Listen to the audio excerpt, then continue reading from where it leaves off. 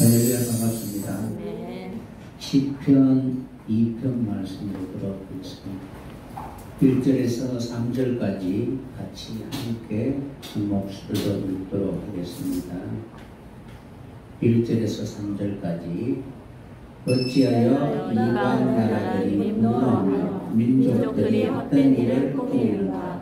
세상의 문화들이 나서며 가난하게 시끄럽게 하여 여호와 그의 기름 부은 받은 자를 대적하며 우리가 그들의 내 것을 끊고 그의 결박을 벗어버리자 하는도다. 아멘. 열방과 민족과 군왕들의 어리석음.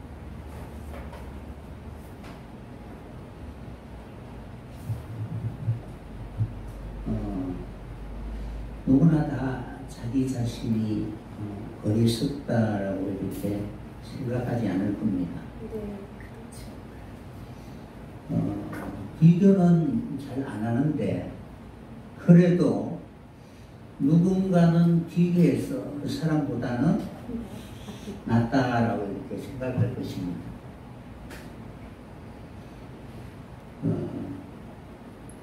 그런데 지나고 보면은 그때는 왜 그렇게 했을까라고 후회할 때도 많이 있습니다. 어떤 원리나 이론이 있어서 수학 공식처럼 딱 대입해서 맞추면 얼마나 좋겠습니까마는 사람의 관계와 생명적인 그러한 관계는 그러한 공식으로는 결코 되지 않는다는 것입니다. 살아있다는 것이죠. 그러니까 영은 살아있잖아요. 살아있기 때문에 어디로 튈지 전혀 감을 잡을 수가 없습니다. 그러나 단지 한 가지 알 수 있는 것은 물은 위에서 아래로 흐르는 것처럼 이미 하나님이 그렇게 계획을 세워놓았기 때문에 물이 흐르듯 영은 그런 방향으로 갈 수밖에 없습니다.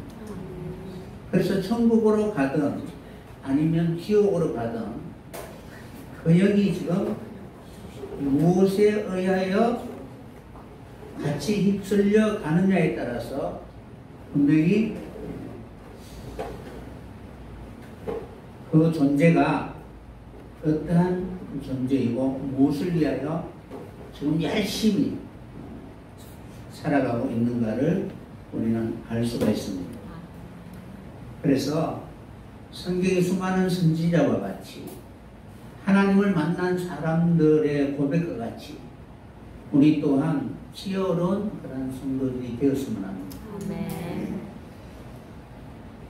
시편 2편은 기름 부음 받은 메시아의 시라고 이렇게 부릅니다. 2편은 이미 하나님이 계획하신 후속의 사역에 대하여 이방 나라들이 분노하고 계획을 꾸민다 할지라도 시온산에 세우는 하나님의 그 통치권은 어느 누구도 막을 수 없다라고 성경은 예정하고 있는 것입니다.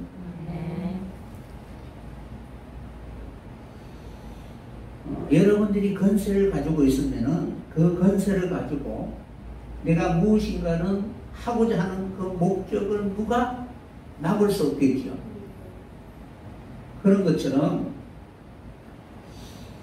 이 세상에 있는 어떤 피조물이라 할지라도 이미 하나님이 시온산에 세우는 하나님의 통치권, 그 왕권은 어느 누구도 막을 수 없다라는 것을 우리는 항상 생각해야 될 것입니다. 그래서 철장 권세로 사단 권세를 깨뜨리며 마치 질그릇을 부수는 것처럼 그 사단의 권세는 여지없이 깨어질 것을 예언하고 있는 것입니다.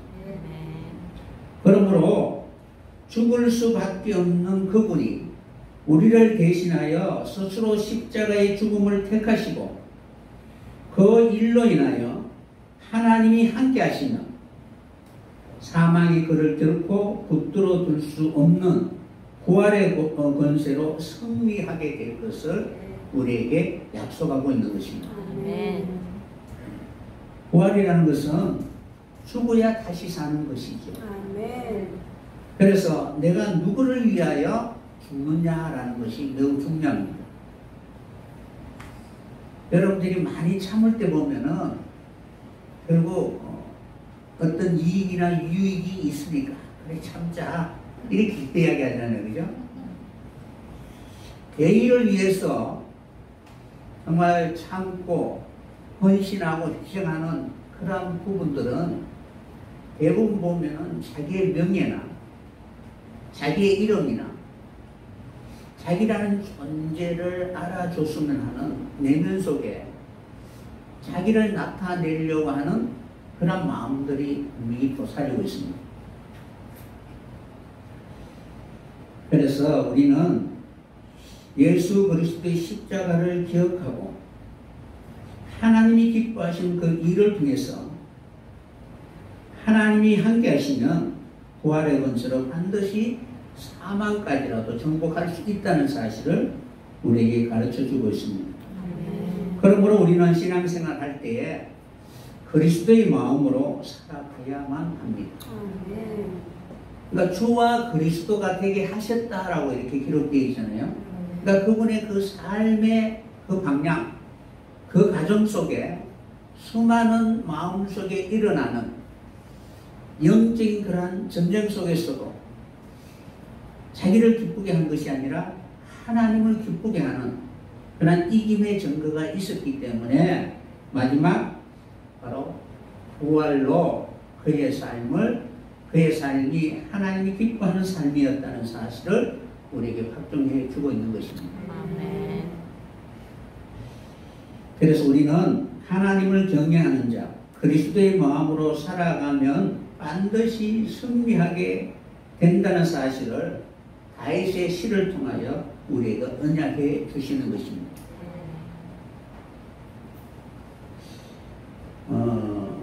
외형상으로는 다윗이 원수들의 대적에도 불구하고 하나님의 마음에 합한 자로서 주님의 왕권을 받아 모든 백성과 열방을 다스리는 통치자로 소개하고 있지만, 그러나 하나님의 목적은 마지막 하나님의 시로 일컬음을 받는 그러한 자녀들이 주님과 함께 마음이 합한 자가 되어서 마지막 사망을 다스릴 것을 우리에게 예언해 주고 있는 것입니다. 그래서 오늘 말씀처럼 이러한 주님이 이 땅에 오셨을 때에 그때 누가 주님이 이루고자 원하는 그 일을 방해하고 분노하고 대적하느냐, 그리고 주님의 마음에 합한 자가 되어서 철장 권세를 통하여 아들에게 입을 맞출 자가 누구인가를 우리에게 바로 정확하게 가르쳐주고 있습니다. 오늘 1절 보시면은 같이 한번 읽어보도록 하겠습니다. 어찌하여 이방 나라들이 분노하며 민족들이 헛된 일을 꾸미는가? 어찌하여 이방 나라가 분노하고 그리고 민족들이 헛된 일을 꾸미는가라고 이렇게 기록되어 있습니다. 어떤 동기나 계기가 있다는 거예요. 여러분들도 누군가를 밟으려고 할 때 합당한 이유가 있어야 되잖아요. 잠자는 사자를 컨트롤 뽑는다든가 이런 생각처럼 가만히 있으면 나도 가만히 있을 텐데 왜 건드려서 그런 화를 자초하느냐라고 이렇게 생각하잖아요. 그런데 대부분 이제 나를 건드리는 그 대상이 나보다 우월하거나 탁월하다라고 생각하면 못 건드리죠. 그런데 건드릴 때는 그러다 한번 싸워볼 만하다라고 생각하게 될 때 건드리잖아요. 그런 것처럼 이 이방 나라 열방이 분노하는 그 이유가 있다는 것입니다. 왜 이 열방이 분노하느냐? 어찌하여 라는 이 단어는 무엇 때문에 어떤 이유로 왜 분노하느냐라고 이렇게 질문하고 있습니다. 그러니까 여러분도 또 막 성질이 올라올 때 왜 이야기하잖아요. 그러면은 자기 감정이 우선이지 어떤 전체적인 선악관의 분별이나 그 일로 인하여 벌어지는 그런 여러 가지 사건 이런 대해서는 전혀 생각하지 않잖아요. 일단은 뭐 저지르고 난 뒤에 그 위에 수습하더라도 자기 감정이 우선이라고 생각하잖아요. 그런 것처럼 이 메시아가 오면은 가장 먼저 그 메시아와 우리와의 관계에 대해서 생각하게 될 것입니다. 어찌하여 분노하느냐라고 이렇게 기록되어 있는데 왜 분노하는지, 무엇 때문에 분노하는지, 그들이 분노하는 그 이유가 무엇이냐라는 것입니다. 나라가 많이 시끄럽지요. 뭐 코로나뿐만 아니라 지금 이제 국회도 많이 시끄럽잖아요. 그런데 대부분 보면 이번에 특히 이 부동산 정책 때문에 서민들이 많이 힘들어 하잖아요. 그런데 가장 앞장서는 사람이 누구냐면은 다 주택자들이잖아요. 그러니까 주택을 많이 갖고 있는 사람들이 세금을 많이 이렇게 내라고 하니까 손해보기는 싫고, 그러니까 그렇잖아요. 세금을 많이 내도 부동산 가격이 그보다 더 많이 올라가면 선물이 안 되겠죠. 그러니까 부동산 가격을 잡으려고 하니까 내가 손해보겠구나라는 그런 생각에 의해서 분노가 일어나는 거와 마찬가지입니다. 그런데 힘이 없는 사람은 어때요? 뭐 이래도 저래도 그래요. 그래서 대부분 어떤 자기가 분노할 수밖에 없는 이유는 정의라기보다도 자기 이익에 대하여 침해를 받을 때 대부분 분노하게 되는 것입니다. 그런 것처럼 열방이 분노하는 그 이유가 있습니다. 어찌하여 라는 이 단어는 히브리어로 미라는 단어 또는 똑같아요. 이렇게 찍으면 미라는 단어고 이렇게 하면은 매라는 단어예요. 똑같은 단어예요. 모음만 이제 다르니까 이 단어를 사용하는데 이 뜻은 어찌하여 무엇 때문에 라는 그런 의미를 가지고 있습니다. 이 단어는 어떤 동기나 어떤 상황을 이렇게 보는 것이 아니라 그냥 어떻게 되든 관계없이 자신에게 해가 되면은 바로 분노할 수밖에 없는 그런 상태입니다. 그러니까 정의라 어떤 법이라는 그 잣대에 비추어서 바로 불의를 행하면은 그렇게 하면 안 된다라고 이렇게 이야기한다든가 그런 내용이 아니고 그냥 자기 자신이 손해를 당하고 감정이 상하니까 혼을 내는 것입니다. 우리가 참으로 선하고 정의로운 사람인 것처럼 보이지요. 여러분은 악한 사람이요? 아니면 선한 사람이요? 아니, 성경에 지식적으로는 악하다라고 하니까 악하다라고 하지만 그래도 누구보다는 내가 좀 나아 이렇게 이야기하잖아요. 그런데 바람 한번 불어보면은 똑같아요. 자존심을 건드리는 바람이 한번 불면은 사정없이 어떻게 그러한 분노가 올라오게 돼 있습니다. 그러니까 매라는 것은 하나님의 말씀이 우리의 양심이나 마음을 찌르면 어때요? 어찌할꼬 라고 회개하면서 하나님의 심판자 앞에 하나님이 원하는 셈대로 맡겨야 되는데, 맡기는 삶보다는 먼저 내 감정이 우선이다 라고 생각하기 쉽습니다. 그래서 무엇이든지 그 원인이나 이유에 합당한 것이 아니라 막연히 자신에게 고통이나 아픔이나 자존심이나 이런 것들이 오니까 바로 분노하게 되는 것입니다. 그래서 하나님은 마치 나라는 존재의 정체를 우리 자신이 잘 모르니까 스스로 깨닫게 하시기 위하여 바람을 일으키기도 하고 시험을 하시기도 하고 때로는 연단의 과정을 걸어가게 하시는 것입니다. 물이 출렁이면 물 위에 있는 모든 존재들은 다 흔들릴 수밖에 없습니다. 그래서 그들은 대부분 가만히 내버려두면 나는 절대로 그렇지 않다라고 생각하지만, 그러나 가만히 있으면 툭도 박도 안 되는 거예요. 그래서 하나님이 간섭하시고 그리고 끊임없이 우리의 인생 가운데 개입하셔서 무엇인가는 하나님 그 뜻대로 하려고 할 때, 그때 우리가 느끼는 감정이 우리의 본성 자체가 하나님의 거룩과 선에 대해 친밀한 그런 존재가 아니기 때문에 본능적으로 거부하고 외면하는 것입니다. 그러니까 물과 기름은 섞일 수가 없죠, 그죠?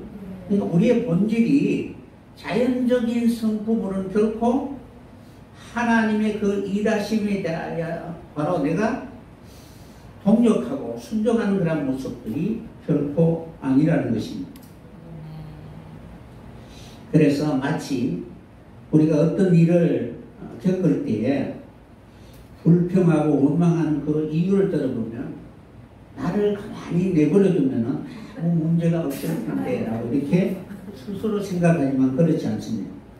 가만히 내버려두면 분명히 그들 자체는 거룩을 향하여 영생을 향하여 갈 수 있는 그런 본질이 없기 때문에 자연적으로 멸망으로 내려갈 수밖에 없는 그런 육신의 것을 생각하고 그것이 옳다라고 믿고 거리로 달려가게 될 것입니다. 그러나 그러한 모든 일들이 허무로 끝나지 않도록 하기 위하여 하나님은 기름 부은 자를 보내셔서 하나님의 나라의 역사가 어떠한 역사인가를 보여주기를 원하고 계시는 것입니다. 그런데 주님이 하시는 그 일이 지금까지 자신이 쌓아온 업적을 허물어버리는 그러한 일, 비교가 되니까 그러한 일들이 드러나지 않기를 바로 대적하게 되는 것입니다. 마치 내가 섬기고 봉사하고 하는 모든 일들, 내 말로는 어떤 대가를 바라지 않는다라고 생각하지만 그래도 그 일을 하고 난 뒤에는 무엇인가는 보상 심리가 있잖아요. 그래도 좀 알아주지. 그런데 나와 똑같이 같은 헌신하고 봉사하는 사람들이 보상 심리가 아니고 나만 할 때는 그죠. 남들이 알아주고 그리고 또 무엇인가는 내 이름을 높일 수 있는 내 입으로는 말하기 좀 그렇고 남이 대신해 주기를 기대하면서 일할 때도 누가 볼 때 일하고 안 보면은 전혀 하지 않는 그런 모습처럼 그렇게 하는데 나와 같은 사람이 어떻게 똑같이 하고 그리고 받으려고 하는 것이 아니라 헌신하고 그리고 섬기고 내놓는 그런 일들을 통해서 아무도 보지 않는다 할지라도 묵묵히 일하는 사람이 바로 내 옆에 있으면은 내하고 비교되잖아요. 어떻게 잘 잘합니다라고 말하는 것이 아니라 핍박하고 멸시하고 그리고 마치 참사하는 그런 경우들이 많이 있는 것입니다. 그래서 분명히 구분이 되고 비교가 되면은 비교되는 그 대상자에 한해서 존경이 아니라 바로 비난하게 되는 것입니다. 그러니까 메시아가 와서 하는 일, 자기들이 지금까지 했던 일과 비교가 되잖아요. 그러니까 그 일이 이루어지기를 원하지 않는 것입니다. 그러니까 일에 대한 즐거움, 여러분들이 음악하는 사람들이 보면은 열심히 노력하잖아요. 노력하는 그것도 중요하지만 그것을 즐기면서 어떤 대가나 노력에 대한 수고가 아니라 그 자체가 자기의 인생의 삶과 같은 자연적인 그런 마음에서 어떤 대가가 아니라 노래를 잘해도 좋고 못해도 상관은 없잖아요. 막 기쁘면서 하면 되는 거예요. 그러면은 결코 그 노래를 하는 것이 힘들지 않는다는 거예요. 그런데 아무리 해도 대가가 없으면 힘들잖아요. 그죠? 우리가 신앙생활을 하는 데에도 하나님이 알아주기를 원하고 무엇인가는 내 수고한 만큼 어떤 보상 심리가 있으면 그것이 채워주지 않으면 바로 분노하게 되는 것입니다. 그래서 어찌하여 바로 이방 나라가 바로 분노하느냐라고 이렇게 바로 우리에게 그 이유에 대해서 설명하고 있습니다. 여기에서 이방 나라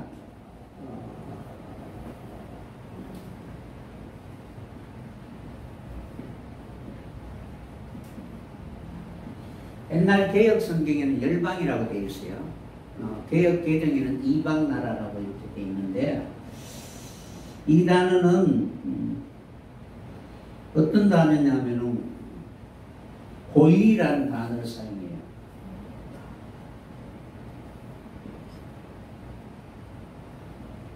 이렇게 쓰기도 하고 때는 고의 이렇게 단어 쓰는데 본문에는 맴이라는 단어가 붙어 있어요. 그러면은 복수 이제 혼자 이렇게 있으면 단수잖아요. 많으면 복수예요. 그래서 요도가 이렇게 두 개, 고의라는 이게 이런데 두 개 있으면은 하나를 잡고 이게 히브리는 생명하는 그런 특징을 가지고 있습니다. 그래서 고인이라고 이렇게 성경 본문에 되어 있는데 어원이 바로 고의라는 단어예요.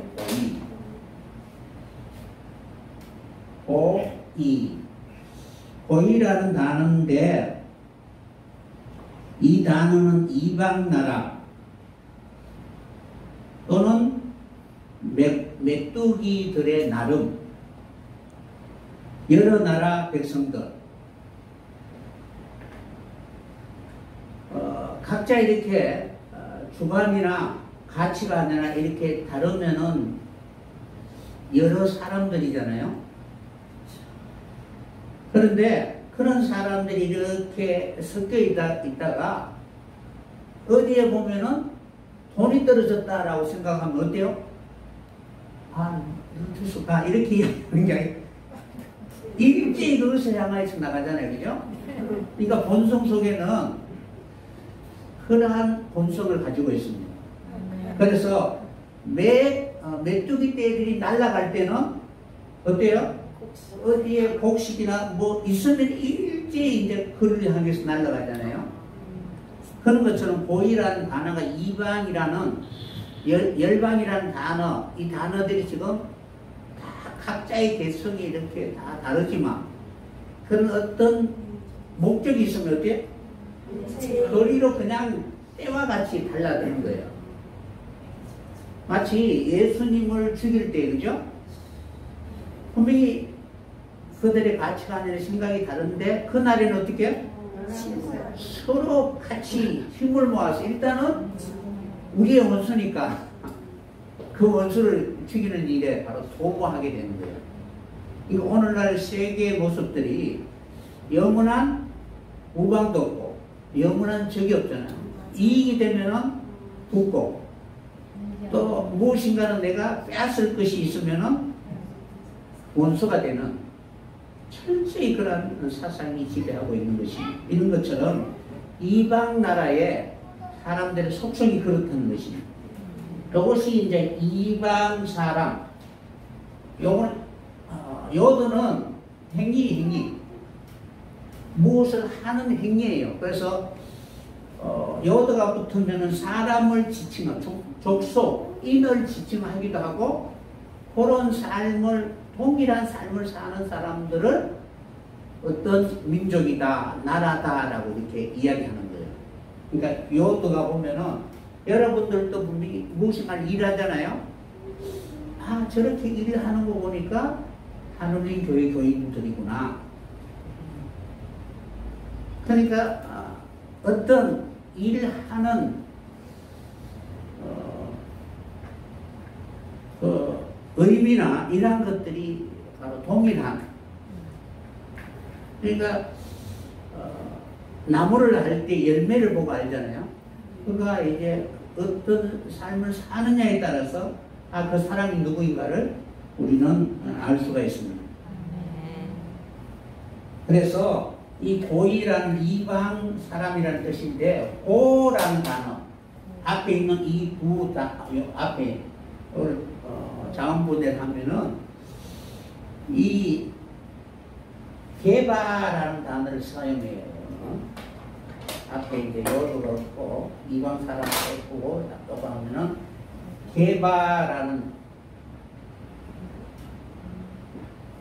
개바라는 단어인데 이 뜻은 무엇이냐면은 올리다, 교만하다, 자만심 이런 뜻을 가지고 있습니다. 그러니까 교만하고 자만한 상태. 그러니까 무엇이간을 할 때에 자기가 최고라고 생각하게 되는 거예요. 그러니까 각자의 분야에 탁월한 어떤 남을 인정하는 것이 아니라 저마다의 그런 왕들이 있을 거 아니에요, 그죠? 이방 나라. 그래서 예를 들어서 이제 가수들도 각 분야에 따라서 최고에 대한 자부심을 가지고 있잖아요, 그죠? 그럼 그 무리들이 쭉 있을 거 아니에요. 같은 레벨, 트로트면 트로트, 레게라면 렉, 여러 가지 그 분야에 대해서 우두머리가 있을 거 아니에요, 그죠? 그런 것처럼 최고가 되고자 하는 그런 본성을 가지고 있습니다. 그래서 이방 나라라는 것은 철저히 자기라는 것을 드러내기 위하여 살아가는 존재라는 거예요. 그러니까 교만이라는 것은 나를 높이는 것이잖아요. 누가 여러분을 밟으면은 감사합니다 라고 이야기해요? 아니요. 하잖아요, 그죠? 그러니까 자기라는 존재를 드러내려고 하는 것입니다. 이것이 바로 이방 나라 열방들의 본성 속성이라는 것입니다. 그러니까 십자가를 가지고 오면은 어때요? 자기라는 것이 죽어야 되고 자기를 부인해야 되고 그리고 자기를 처벌해야 되잖아요. 그거를 본능적으로 거부하고 대적하게 되는 것입니다. 열방들은 내가 있고 그 다음에 하나님이 있지 내가 없으면은 하나님이 있어야 무슨 소용이 있느냐라고 생각하게 되는 것입니다. 그래서 그들이 바로 이러한 본성을 가지고 있기 때문에 바로 분노하게 되는 것입니다. 그러니까 하나님의 그 뜻이 이루어지기를 원하지 않는다는 거예요. 하나님의 뜻이 이루어지기 위해서는 나라는 존재가 가루가 되고 없어져야 되잖아요. 그런데 지금까지 내가 했던 그 일, 그 일에 대하여 그래도 보상은 없지만 그래도 알아줬으면 하는 생각은 있잖아요. 그죠? 그런데 그러한 일들이 아니라 메시아가 오면은 자기란 존재를 없이 하니까 분노하게 되는 것입니다. 여기에서 분노한다라는 그 단어가 라가시라는 단어를 사용하는데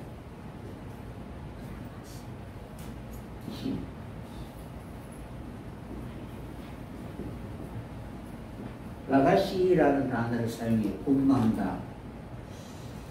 이 단어는 소란스럽게 야단 법석을 떠는데 그냥 떠는 것이 아니라 이렇게 저마다 이렇게 대모하면서 소리해서 궁극적으로는 분명한 소리를 듣지 못하도록 방해하는 거예요.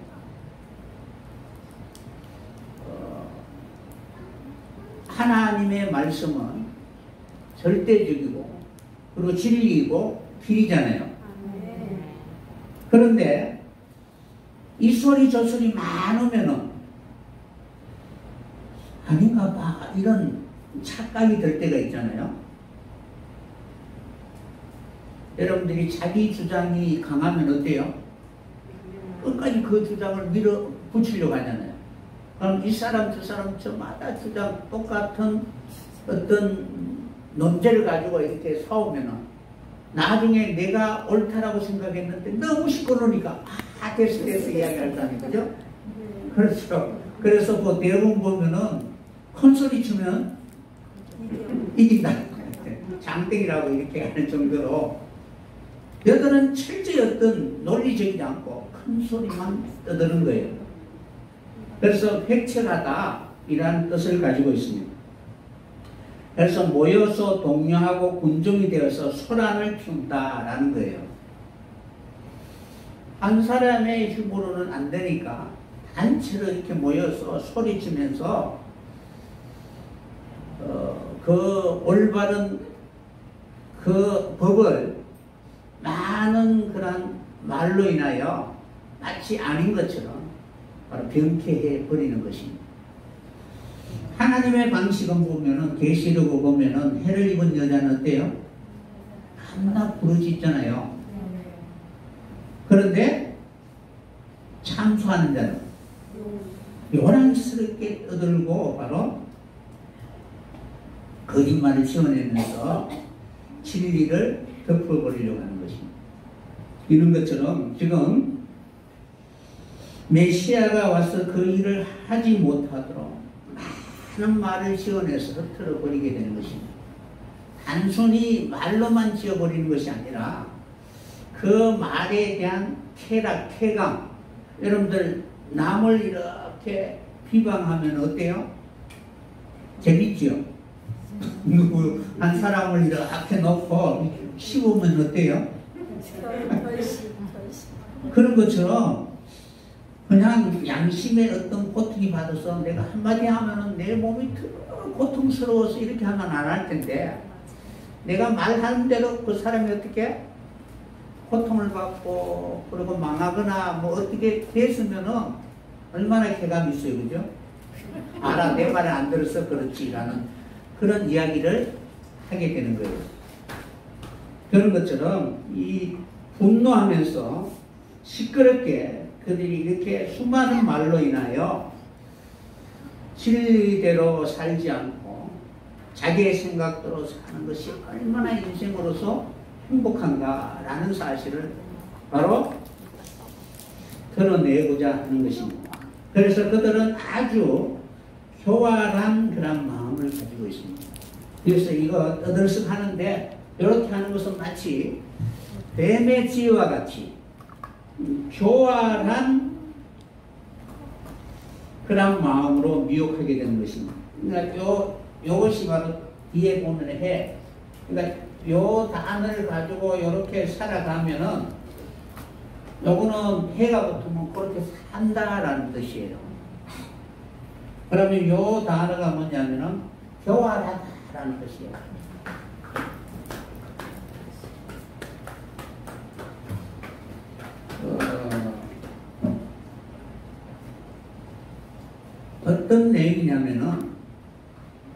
이 정의는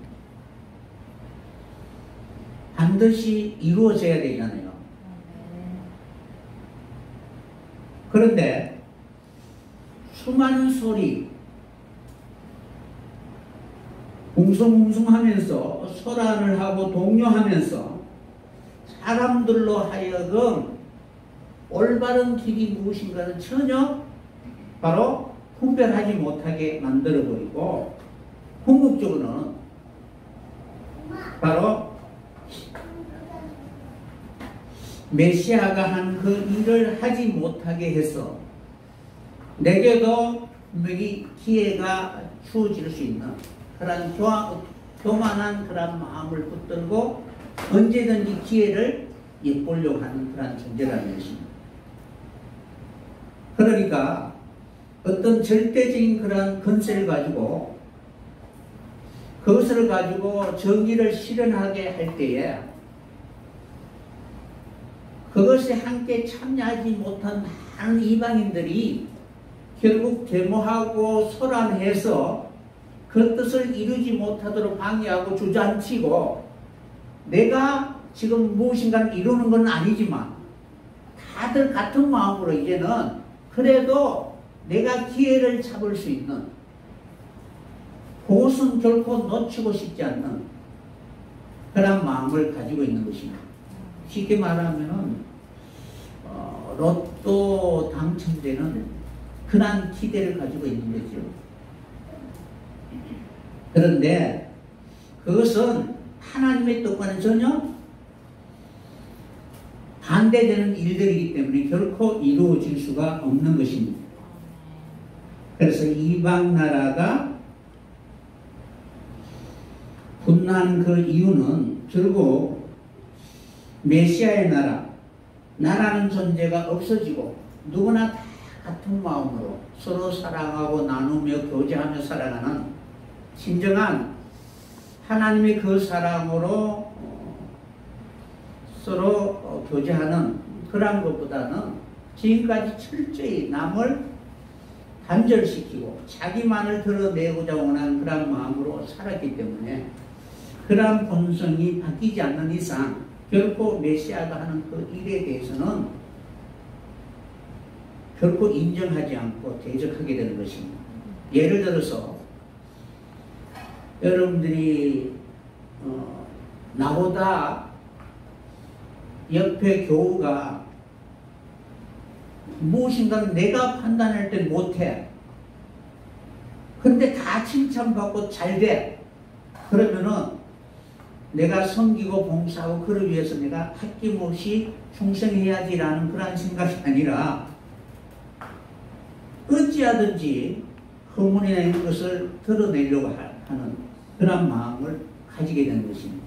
그러니까 지금까지 그렇게 살아왔으니까 낮은 자를 위해서 내가 섬기고 봉사하는 그 일에 대해서는 친숙하지 않기 때문에 결코 그 하는 일에 대해서 내가 동력하지 않는다는 것입니다.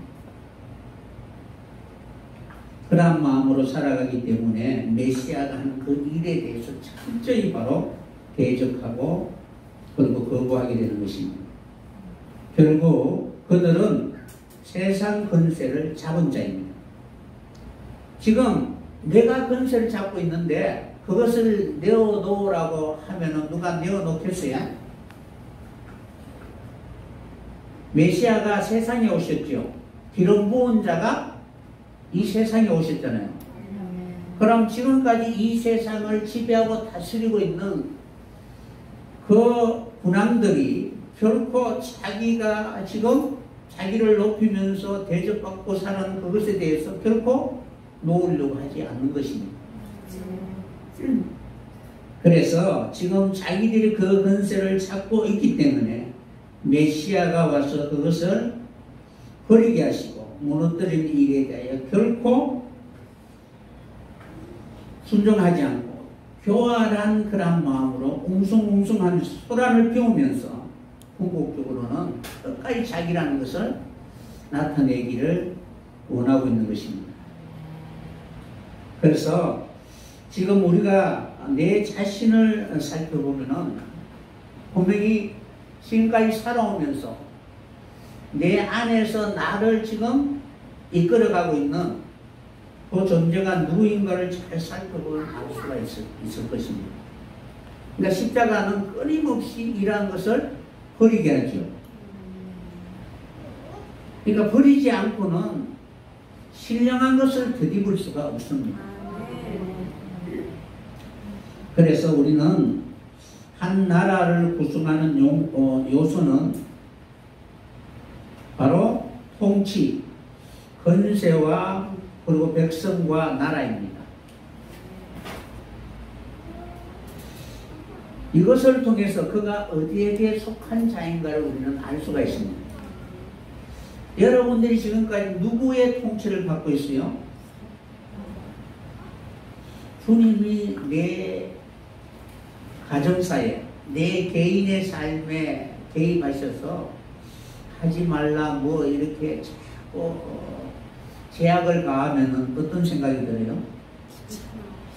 교회에 있을 때만 주님이고 집에 가면은 좀 안 왔으면 그런 생각이 들 거예요. 어떤 부분에 있어서는 내 양심에 정말 해야 된다는 생각은 아는데 차라리 주님이 안 계셨으면, 지식으로 내게 그것을 깨닫게 안 했었으면 이런 고민을 안 할 텐데, 말씀이 하필 나를 하여금 깨닫게 하셔서 그런 고민을 하게 되었을 때 쉽게 순종하지 않잖아요. 그죠? 여러분들은 십자가의 복음을 담대하게 전해요. 가족들이나 누구에게. 안전하는 이유가 뭐예요? 내가 지금까지 걸어온 가정을 보니까 너무 힘드니까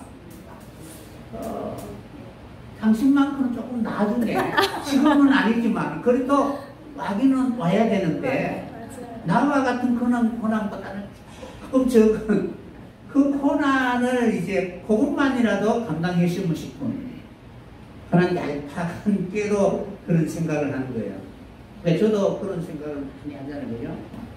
결코 지금까지 걸어온 길이 제가 생각하기에는 결코 순탄치 않는 길입니다. 마음속에 일어나는 수많은 그런 고민, 영적 그런 다툼이나 싸움을 통해서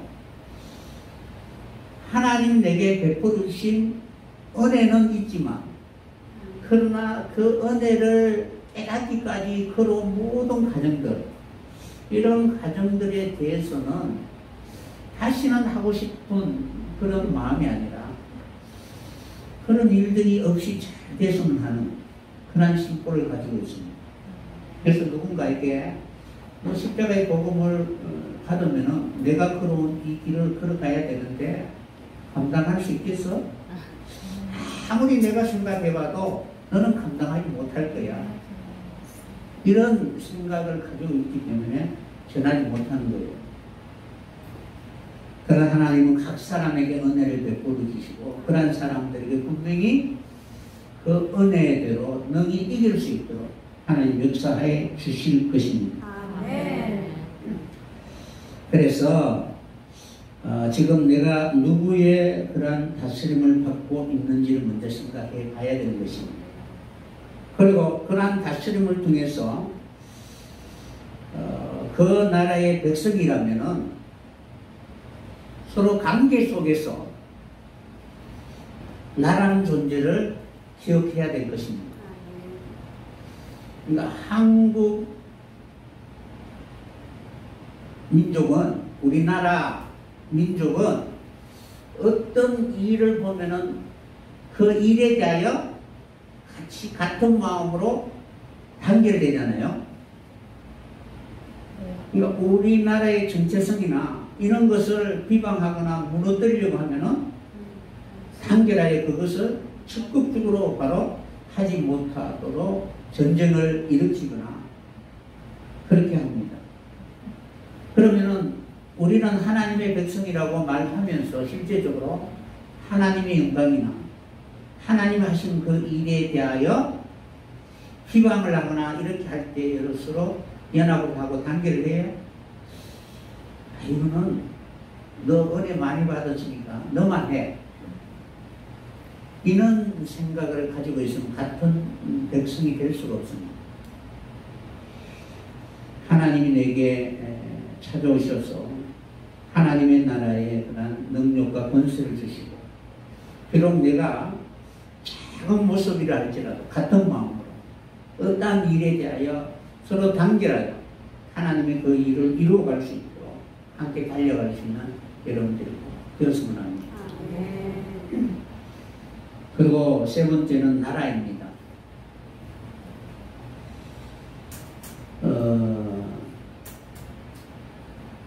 분명히 우리는 무엇을 심든지 심는 대로 거두게 되어 있죠.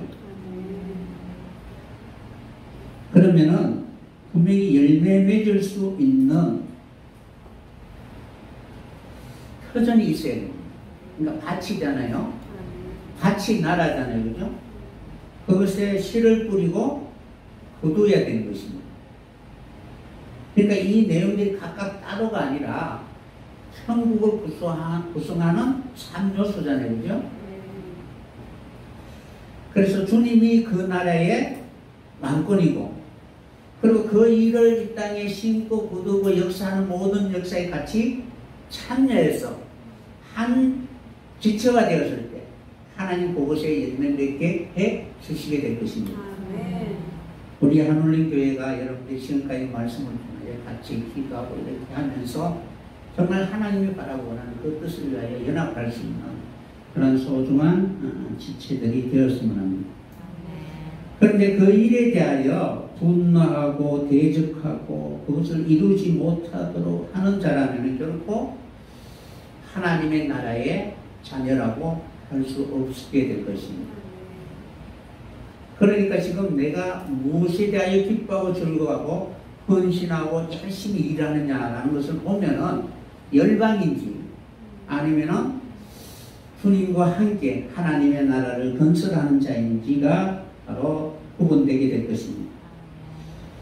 지금은 세상 군왕들이 세상 주권으로 자기 마음대로 자기의 인생을 자기 마음대로 다스리고 지배하며 살아왔지만, 그러나 기름 부음 받은 자를 보낸다는 것은 이제 하늘 권세를 가지고 하나님의 나라를 세우시겠다는 뜻입니다.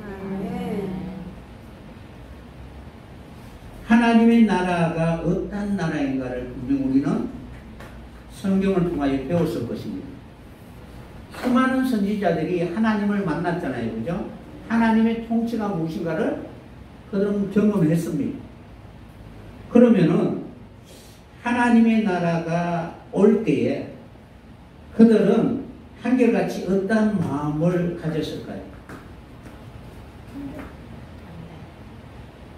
분명히 하나님의 나라가 세워지게 되면 그때로부터 내가 원하는 것은 다 버려야 된다는 것은 분명히 경험을 했을 것입니다.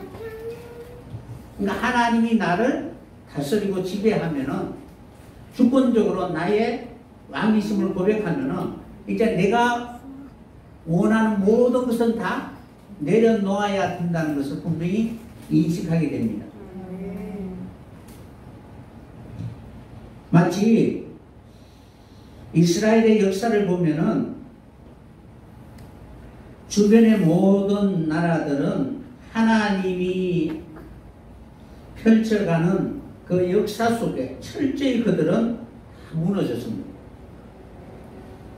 그러한 하나님이 실제적으로 살아 역사하셔서 이방 나라들이 세웠던 모든 것이 다 무너진다는 것을 친히 그들은 목도한 자들입니다. 그러므로 지금까지 경험을 봤을 때에 내가 가지고 있는 이 사상도 분명히 무너질 것이다 라는 것을 분명히 알게 될 것입니다. 이것이 최고의 행복이라고 생각하는데, 만약에 지금 이 시간 주님이 오시면은 그것을 다 무너뜨리고 버려야 한다는 것은 누구나 다 주님을 경험한 사람들은 인식하게 될 것입니다.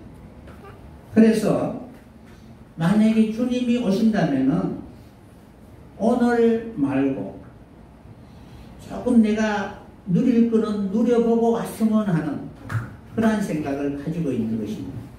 그러니까 아무것도 없는 사람들은 빨리 왔으면 하는 생각을 하지만은, 그러나 그 본성 속에서는 내가 아무것도 없으니까 주님 오셔서 그것을 채워달라는 그런 얄팍한 깨가 있지, 주님의 그 다스림에 대해서 철저히 내가 순종하겠습니다라는 그런 마음으로 주님을 기다리지는 않는다는 것입니다. 다만 없다 뿐이지, 있으면은 누구나 다 동일한 생각을 가지고 있습니다. 그래서 하나님 오시면은 다 무너진다는 사실을 분명히 그들은 보아왔기 때문에, 주님이 오시되 그래도 내가 어느 정도 이제 원하는 거 다 해보고 이제 더 이상 낙이 없다라고 생각하고 놓으려고 하는 그때 왔으면 싶거든. 그런 생각을 바로 가지게 되는 것입니다. 그래서 그들이 분노하는 지금은 무엇인가는 지금 붙들고 있는 그것을 버려야 하는, 그러니까 자기의 의지와 관계없이 어떤 주변 어떤 그런 일로 인하여 놓아야 하는 그러한 일로 인하여 바로 분노하게 되는 것입니다. 그들은 여전히贪심이나 소유욕이 있기 때문에 그러한 생각을 하게 되는 것입니다. 그러나 이 세상에 있는 어떤 것으로도 결코 우리의 영혼을 만족하게 해줄 수 있는 그러한 대상은 없습니다. 잠언서 17장 1절에 보면 마른 떡 한 조각만 있고도 화목하는 것이 육순이 집에 가득하고 다투는 것보다 나으니라 라고 기록되어 있잖아요. 아무리 많아도 맨날 다투고 싸우고 빼앗기고 이렇게 하면은 무슨 그런 기쁨이 있겠습니까? 저도 항상 그런 생각을 하는데, 없으니까 어떤 생각을 하냐면은, 아무리 돈 많아도 하루에 3끼 먹기 4끼 먹냐, 그냥 배만 부르면 되지, 그런 생각을 하잖아요. 너 존차 타면 나는 마티즈나 티코 타면 돼. 차 타는 건 똑같고 그런 생각. 그러니까 인간의 본성 속에는 그러한 것들이 도사리고 있는 것입니다. 그런 것이 아니라 거기에 마음을 빼앗기지 않고 하나님의 나라를 세우는 일에 항상 마음을 쏟을 수 있는 그런 사람들이 되었으면 합니다. 그러니까 소유의 개념이 바뀌어져야 하는 것입니다. 그것이 바뀌어지지 않으면은 결코 메시아가 오는 것을 환영하지 않습니다. 여러분, 사랑받기를 원해요? 아니면은 사랑하기를 원해요? 남들로부터 인정받고, 그리고 선물 주는 것보다도 받는 것이 더 행복하고, 이런 본성을 가지고 있잖아요. 하나님이 우리에게 많은 것을 주어도 아낌없이 주는 것이 아니라, 내가 이것을 준다고 어떻게 나를 좀 알아달라는 그런 마음을 가지고 마치 적선하듯이 그렇게 하지, 왼손이 하는 일을 오른손이 모는 것처럼 그렇게 결코 하지 않습니다. 실제 인간은 이러한 소유의 개념이 자기 중심적으로 기울어져 있기 때문에 그런 모습으로 살아가게 됩니다. 정확하게 이렇게 숨기고, 그런데 숨기는데 어떻게 드러나기를 아주 교활한 마음으로 그렇게 살아가는 것이 인생입니다. 그러나 소유의 개념이 바뀌면은 결코 거기에 연연하지 않고 하나님과의 그 관계에 대해서 가장 소중하게 여기는 것입니다. 사랑은 물질에 있는 것이 아니라 사랑하는 그 대상자와 마음이 같아져야 되잖아요. 내가 그 사람의 안에 있고 그 사람이 내 안에 있는 그것의 진정한 가치를 느끼고 그렇게 살아갈 수 있는 사람은 진정한 그 소유의 개념이 물질이 아니라 관계에 있다는 사실을 인정하게 될 것입니다. 하나님을 소유하시기를 바랍니다. 하나님과 그 사람으로 한 마음이 되고 하나님의 나라가 이 땅에 세우지를 간절히 원하는 마음으로 살아간다면 그의 기쁨은 하나님이 하는 그 일에 대하여 더 기쁘고 즐겁게 될 것입니다. 그래서 어떤 일을 할지라도 그와의 그 관계가 바로 같은 마음으로 살아가게 되면은 그런 사람이 무엇을 하든지 무엇을 요구하든지 항상 기쁨과 즐거움으로 함께 동료하게 되는 것입니다. 시편 37편 16절에 보면은 의인의 적은 소유가 많은 악인의 풍부함보다도 성하도다 하라고 이렇게 기록되어 있습니다. 그러니까 하나님 보시기에 정직한 그런 영혼을 가지고 살았다면은 이제는 그 하나님의 나라의 왕권을 가지고 메시아가 이 땅에 왔어서 함께 그 일하는 일에 대하여 기뻐하고 즐거워할 수 있는 그러한 사람들이 주의 강림을 간절히 사모하게 될 것입니다. 그러나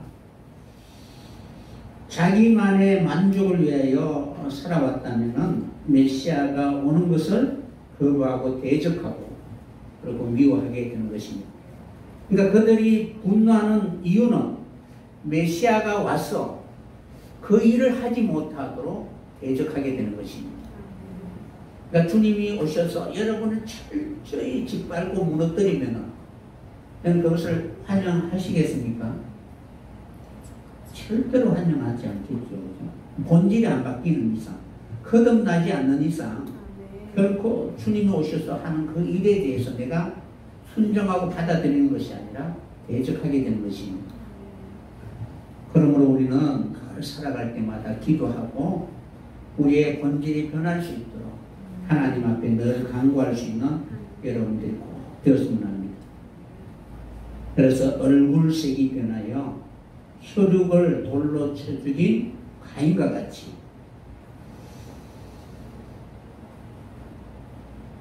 하나님이 내게 응답하지 않으면 내 원하는 것을 응답하지 않으면 마치 하나님의 그 나라를 위하여 같이 동력하고 하는 그 사람을 미워하게 되고 그리고 살인하게 되는 그런 죄를 짓게 될 것입니다. 그러나 그렇게 한다 할지라도 이미 하나님은 시온산에 왕을 세울 것을 예정하셨기 때문에 결코 그것을 없이할 수 없게 될 것입니다. 기름 부음 받은 자가 시온산에 서게 될 때, 그때 시온산을 위하여 애쓰고 수고한 모든 사람들이 진정한 하나님의 그 나라에 함께 참여하는 모든 자들의 그 하는 일들이 어떤 소유나 무엇이 주어지는 그것이 아니라 그 나라의 백성으로 살아가는 그것이 진정한 기쁨과 즐거움이라는 사실을 알기 때문에 주님과 함께 그 일을 이루어가게 될 것입니다.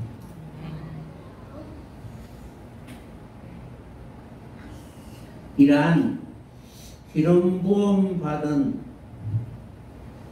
메시아가 이 땅에 임하게 될 때에 열방이 지금까지 그렇게 분노하고 그러한 일들이 일어나지 않기를 그렇게 대적하며 방해하였던 그 모든 일들이 이제 하나님이 약속하신 말씀처럼 메시아의 나라가 세워질 때가 가까이 왔다는 사실입니다. 민수기 24장 10절에 보면은 요단강 이편에서 이제 요단강 저편에 건너가서 할례를 행하고 여리고를 정복하고 그리고 가나안 땅의 유업을 차지해야 하는 그런 때에 발락이 그 소문을 듣고 발람 선지자에게 이스라엘 백성들을 저주하라 라고 이렇게 바로 미혹합니다. 민수기 24장 10절에 보면은 발락이 계속 발람에게 바로 미혹할 것을 바로 부추겼지만 그러나 그는 결코 그 말에 동조하지 않았습니다. 물론 그 속에 내면 속에는 다른 그런 계책이 있었지만 어쨌든 그러한 일로 인해서 하나님이 이제 발람을 통해서 예언하는 그런 말씀을 이스라엘 백성들에게 주십니다. 24장 10절에 보면 발락이 발람에게 노하여 손뼉을 치며 발람에게 말하되 내가 그대를 부른 것은 내 원수를 저주하라 함 예언을 그대가 이같이 3번 그들을 축복하였도다. 그러므로 그들은 이제 그대의 곳으로 달려가라. 내가 그대를 높여 심히 존귀케 하기로 뜻하였더니 여호와가 그대를 막아 존귀치 못하게 하였도다.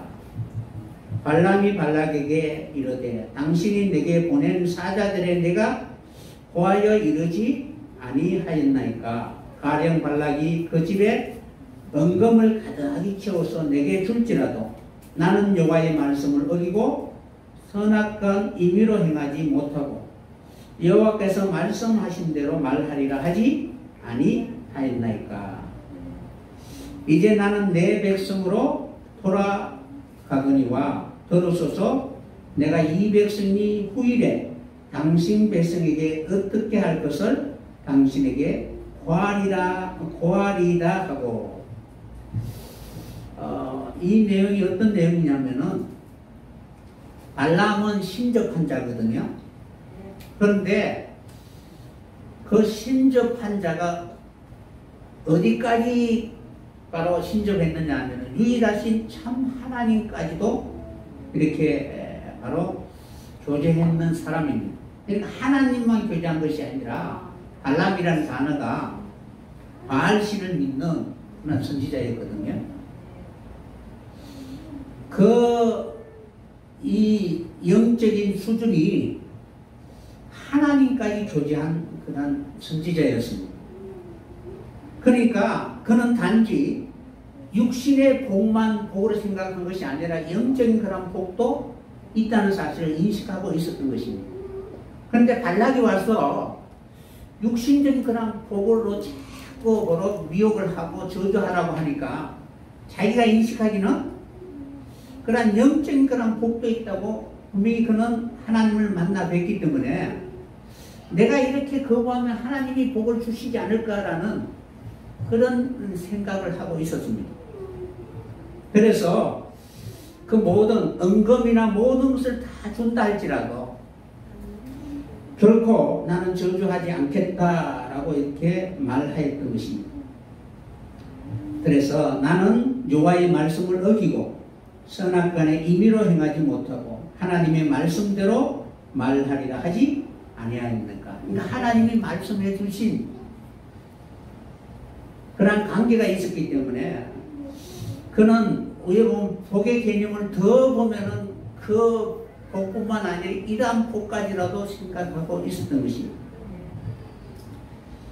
그래서 발락이 3번이나 미혹했지만은 발람은 저주하지 않고 하나님의 말씀대로 하였다라고 이야기하고, 이제 나는 내 백성에게로 돌아가거니와 발락이여 들으소서. 너의 백성들이 앞으로 어떻게 될 것은 이스라엘 백성들, 이 백성들 후에 어떠한 일로 인하여 이 예언이 이루어지게 될 것이다 라고 이야기하고 있는 것입니다. 그러므로 내가 이 백성이 후일에, 그러니까 이스라엘 백성들이 후일에 당신의 백성에게 어떻게 할 것을 당신에게 고하리다 하고 노래를 지어 보울의 아들 발람이 말하며 눈을 감았던 자가 말하며 하나님의 말씀을 듣는 자. 그러니까 그전에는 발람이 눈을 감고 있었다는 거예요. 그러니까 하나님에 대하여 눈을 감고 있었는데 이제는 하나님에 대하여 조금은 눈을 뜨게 되었다는 거예요. 그래서 눈을 감았던 자가 이제 눈을 뜨고 말씀을 듣는 자가 이제 지극히 높은 자의 지식을 이제 말해 주겠다라고 이렇게 이야기하고 있는 것입니다. 그래서 전능자의 이상을 보는 자, 엎드려 눈을 뜬 자가 말하기를 내가 그를 보아도 이때 일이 아니며 내가 그를 보아도 가까운 일이 아니로다. 한 별이 야곱에서 나오며 한 홀이 이스라엘에게서 일어나서 모압 이 편에서 저 편까지 쳐서 가고 또 소동하는 자식을 다 멸하리로다. 아멘. 그러니까 한 별이 야곱에서 나오지요. 그리고 한 홀이 이스라엘에게서 일어나서 소동하는 모든 자들을 어떻게 다 쳐서 하게 될 것을 말씀하고 있는 것입니다. 그러니까 시편 2편에 기록되어 있는 말씀처럼 그들이 메시아가 올 때 소동하잖아요. 그러니까 그 소동하는 모든 일들이 다 무너지고 그리고 하나님의 나라가 세워지게 되는 그 예언이 한 별이 야곱에서 나오고 한 홀이 이스라엘에게 일어나게 될 때에 비로소 이러한 일들이 이루어지게 될 것을 약속하고 계시는 것입니다. 그러므로 시편 2편에 기록되어 있는 말씀처럼 우리는 끊임없이 하나님 앞에 거듭난 영혼으로 하나님의 나라에 대한 소망을 가지고 이제는 세상에 있는 모든 것을 소망으로 삼지 않고 오직 하나님의 기뻐하는 그것을 위하여 소망을 삼고 살아갈 수 있는 그런 사람들이 꼭 되었으면 합니다. 그래서 하나님이 나를 다스리는 이스라엘이라는 그 이름으로 살아갈 수 있는 여러분이 꼭 되었으면 합니다. 그전에는 야곱이라는 속이고 자기의 이익을 위하여 살아왔지만 약복강에서 인쇄도로 실험하면서 이제는 하나님이 나를 다스릴 것이다 라는 그런 마음으로 우리 자신을 하나님 앞에 내어드릴 수 있는 여러분이 꼭 되었으면 합니다. 메시아가 와서 나를 지배하고 다스려서 하나님의 영광을 위해 살아갈 수 있는 그런 믿음의 교우 되시기를 예수님의 이름으로 간절히 축원합니다. 이어서